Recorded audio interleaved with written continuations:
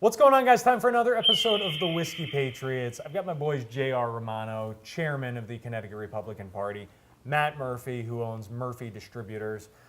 So we're drinking Valor whiskey because it's for veterans. Fair? Fair. And today I want to open by addressing a couple of internet trolls who are very upset that as part of the Whiskey Patriots, we are drinking whiskey on the show. J.R. actually has a spectacular point about the historical connotations here. Well, so because when our founding fathers were creating the country and deciding what our path would be, they drank whiskey. And part of the idealism behind the Constitution and what we are as a nation, and frankly, I think it was Tennessee. I mentioned this. Whiskey. They attempted to make whiskey a currency versus the actual idea of at the time we were creating a currency as a nation. So. Whiskey is a big part of American history and the founding of our nation. So with that, I'd like to issue a formal trigger warning up here on the screen in my hands. Trigger warning, because to those of you who are offended by us drinking whiskey on the show, we salute you. Now, I would like to take a sip. Spectacular. I think we should dive in by talking about how I identify. Now, you guys probably saw me roll out the piece. In the state of Connecticut, I found that you can get special contracts that you can't get from. You've seen this. You run a business in Connecticut. You can't even apply for these RFPs, requests for proposal, unless you're a minority. Yeah, absolutely. I've seen it all the time. We get bids that come to us for various things in business, and we immediately are discriminated at least 50 to 60% from all that stuff because we're not minority owned. I own the business, not woman owned, and et cetera. So it's sort of ironic, if you think about it, that we, in the name of preventing discrimination, we discriminate against business owners who are minorities.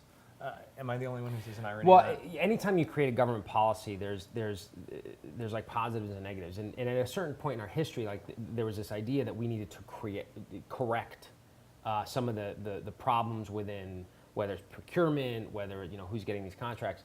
But like anything else, no one ever analyzes the downside of what's happened. And as we know, the free market always reigns. And now what you have is you have situations, and I've seen it, we've talked about it, where someone will actually shop to find someone who will just qualify to get the contract, even though they may not be an actual owner or whatever it is.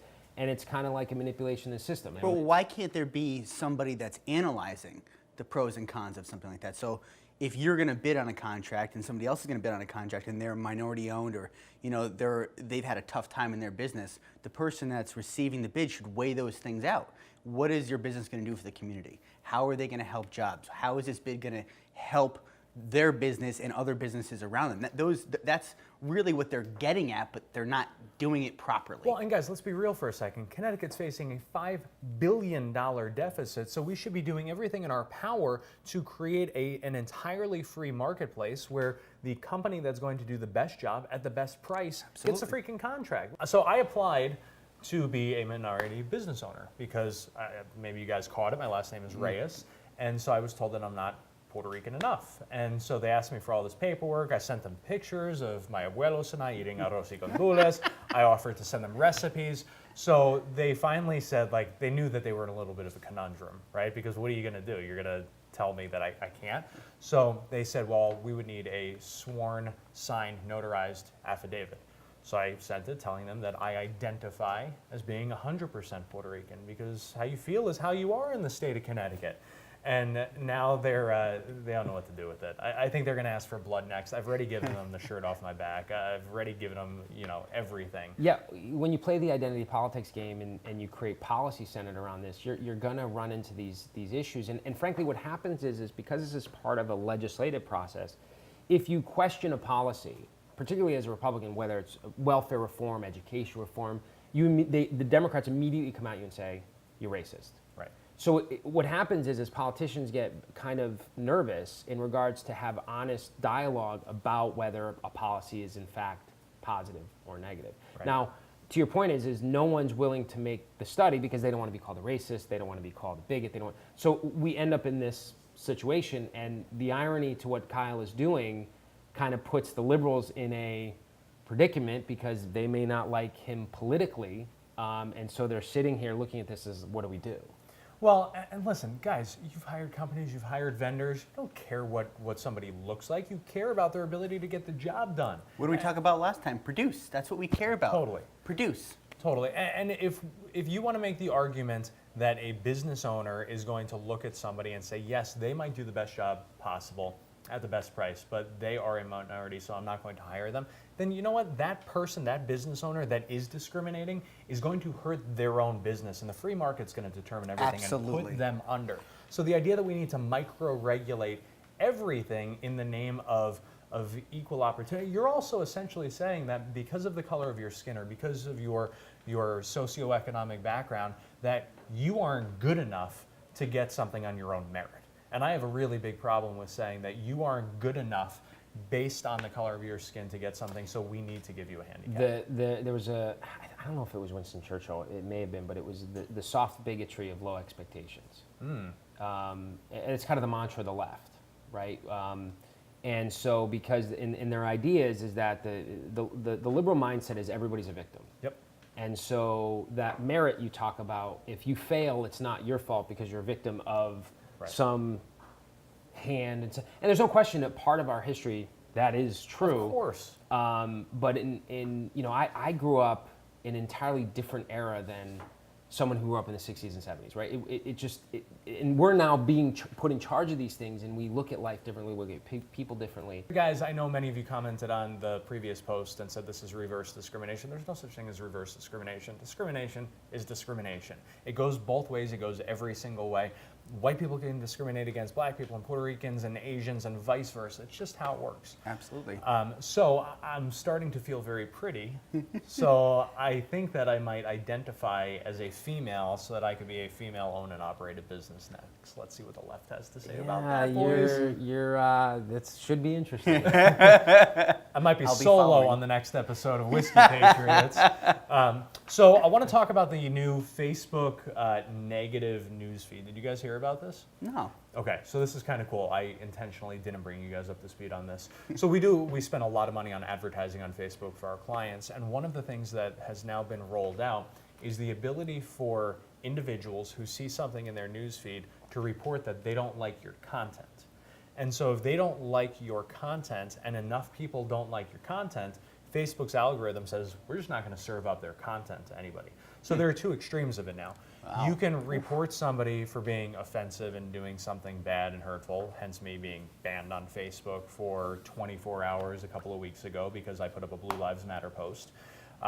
So you can report people for that, but you can now also say somebody's content sucks and I don't want to see it. And in doing so, you're reducing their reach. It's a way of Facebook keeping people in their own echo chambers, of saying we're only going to serve up conservative content to conservatives, liberal content to liberals, and it's really creating sort of a scary deficit in the news cycle if you think about it, because where do you guys get a lot of your content now for news? You get it through social media. Yeah, well, and I actually am fortunate enough where, and I've seen the studies about like your circle, right? Yep. And I've grown up with and gone to college with, and I see the Hillary Clinton shares and Trump's this and that, and I don't comment, but I see it. But a lot of people don't actually have that kind of, in both left and right, don't see the opposing opinion, and so what ends up happening, it becomes very dangerous because you believe everyone thinks like you, Right. and that in itself, you're basically, Facebook is creating a permanent safe space. Right. Yeah, the echo chamber is a big problem, and the saying your perception of reality is your reality. Right. So as you start seeing this stuff and seeing the echoing of your beliefs and philosophies, it gets stronger and stronger and stronger. And if you're not seeing opposing views, how can you ever weigh for yourself how to be a human being in the life? Right. Well, and in particular, when we talk about like what happened with the congressman who shot, right? This guy believed, and frankly, Chris Murphy is someone who has tweeted out that Republicans want people to die. So essentially, what you're saying is, Well, he should be institutionalized to begin well, with. but the point is if you hear that enough, and this someone is now inspired to say, I have to save Right. the country, because on the left they believe they're patriots too, Yep. right? Yeah.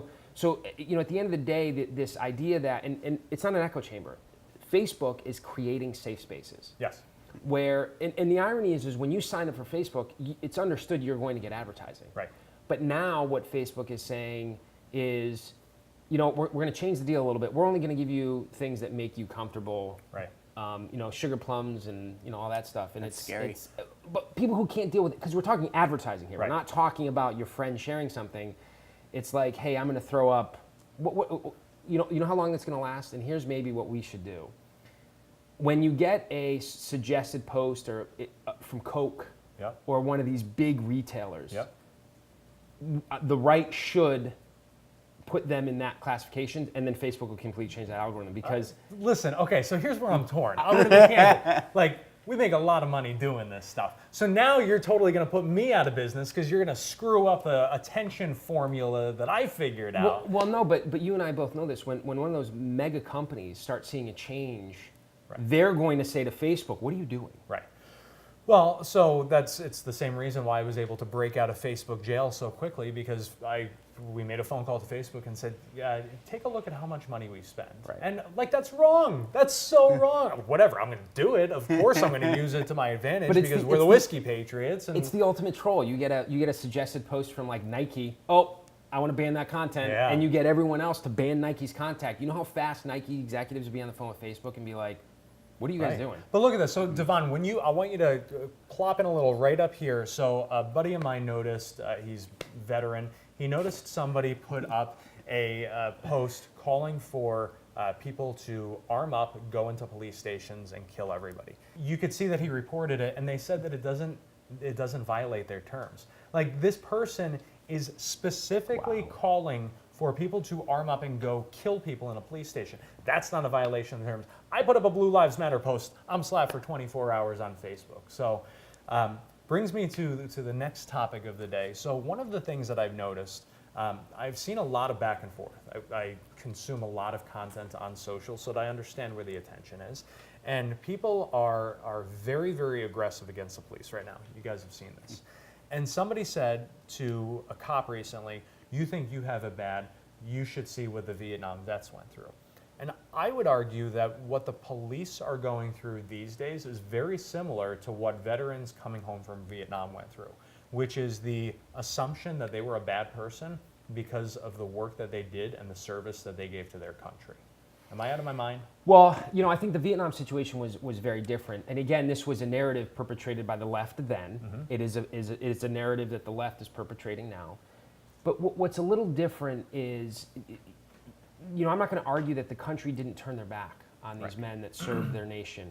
But now you have a situation where, and again, I didn't grow up in this era, but I can't recall historically where you had open dialogue about killing cops.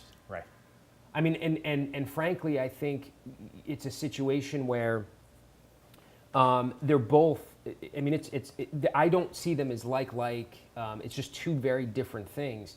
And frankly, what no one understands is this idea that, you know, look, in every population, there's bad doctors, there's bad lawyers, there's going to be bad cops. We get it.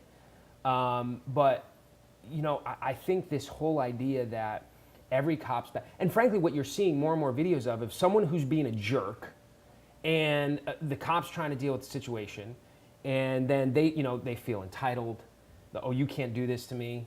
Well, you're being a jerk. You can't storm into a store and act like a jerk. Like that's also what you can't do. So, well, it's like that candy bar situation, the video that I showed you before. So, okay, you've had stuff stolen from you as a business owner, right? Yep. What'd you think about it? Let's play a really brief segment of that clip right now. Go easier! You guys, you're not cop. You go easier. Okay, I got you recording. What'd you think about this? Well, I think it's unbelievable. I mean, obviously the people that were detaining her could have handled it a little bit better. But at the end of the day, you're not entitled to just take a candy bar. Right. I mean, it's absurd to me. So now you can go around, and what about the next person watching this that nothing happened? Let me just go, I'm hungry. Why don't I just go down the street? Want me to get some food for you guys? I'm just going to grab it because I'm entitled to do so. And to give context, this girl stole a candy bar, lost prevention, saw her, tried to stop her. Could they have handled it better? I know you're being polite. Loss prevention is... like rent-a-cop. Come on, let's call it what it is. It's sort of rent-a-cop. But so not even the real, Sorry, not guys. even the real police. They're just trying to detain someone that stole from. Right. Caught on. It's not. This isn't like allegedly. Like we're not a news station. We don't have to say allegedly. Come at me, bro. Go ahead. This isn't allegedly. This was on camera. Continue. Well, so I think that in this particular instance, you have someone, and we talked about the comments, where like, oh, it's just a candy bar. But the problem is what if 50 other people go into the store and steal a candy bar? What if, and then they say, well, today it's a candy bar, tomorrow they're going to come back and take exactly a soda. what I was going to say. The third day they're going to come back and take ice cream. So at the end of the day, what no one is respecting is the fact that there's a guy or a gal that wakes up in the morning and opens that store. And they feed their family with the time that the work, the sweat equity that they put into that little convenience store, puts their kids through college, pays their mortgage. And for someone to say it's just a candy bar, not to that store owner, it's not. Absolutely. It's just, and that's what everyone is missing, is that they're entitled to something free because it's not. What's the next thing that's not a big deal? A car? Well, I mean, it was a used car. Who cares, right? Well, and I mean, apparently the parents are now talking about suing the store for this. Like, let me tell you something. If I God. pulled something like that, I would have gotten the belt so fat, and I would have. I got the belt once growing up, once.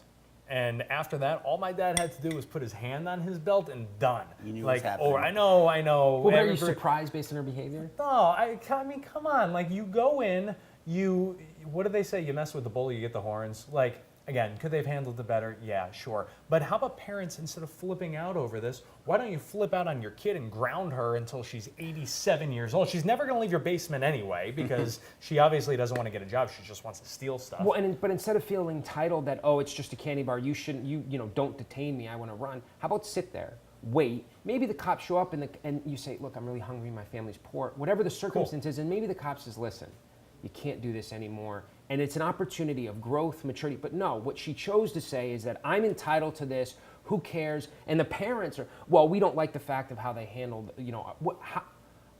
this is what's sad about the culture that is coming up and their lack of respect for authority.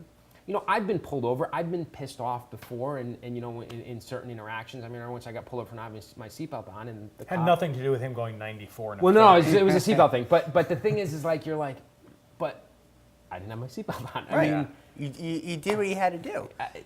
But So I got pulled over at one point, driving down the road, not really paying attention. So I, bloop, bloop, lights go on.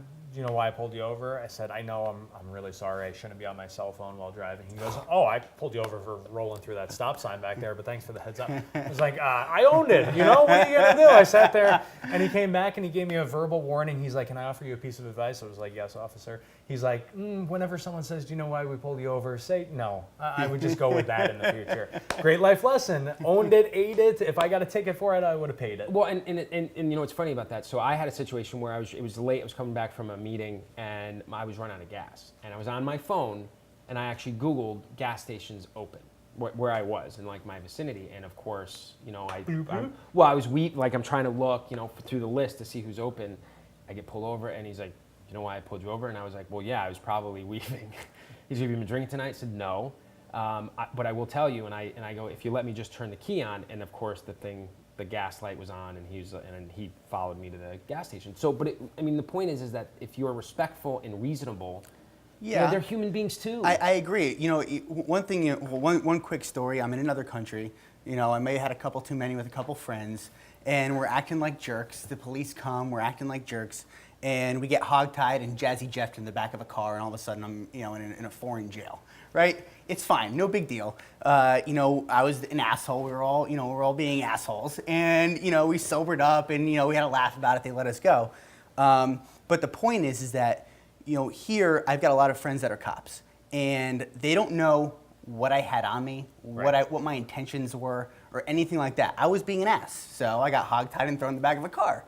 But I have friends that go out, and their wives say every day that they're nervous that they're going out. They're nervous about what's going to happen. They're working the night shift, and you don't know if someone's got a knife on them or a gun on them. So you have to protect yourself. You have to go through the protocol, and these guys have to believe that even though you may look like a nice guy or may not or whatever it is, they want to come home. Yeah. They just want to come home to their family, and they're not going out and putting on a bulletproof vest every day, saying that they want to kill someone or right, shoot someone or beat somebody up. That's not what they're doing. They're cops. They've been doing it for a while. If that's what they thought every day, they probably would be in jail already. Yep, 100%.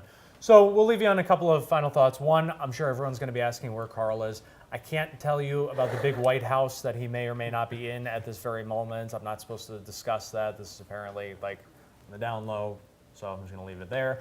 And I will say, you know, I want to give a shout out to all of you who have been commenting, who have been sharing these videos.